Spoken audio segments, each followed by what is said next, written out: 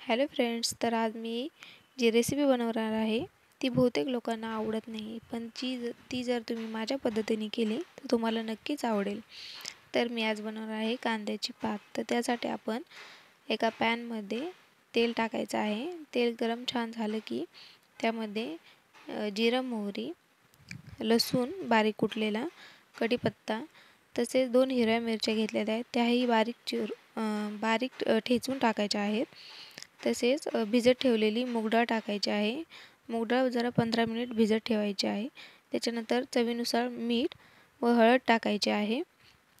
त्यानंतर आपण बारीक चिरलेली कांद्याची पात त्यामध्ये टाकायची आहे, ती छान परतून घ्यायची आहे। इथे मी 2 वाट्या कांद्याची पात घेतली आहे, त्याच्यावरही मी थोडेसे मीठ टाकले आहे। खूप सोप्या पद्धतीने ही भाजी तयार होते, तुम्ही नक्कीच करून पहा। तुम्हाला माझा व्हिडिओ आवडला असल्यास मला नक्की सबस्क्राईब करा।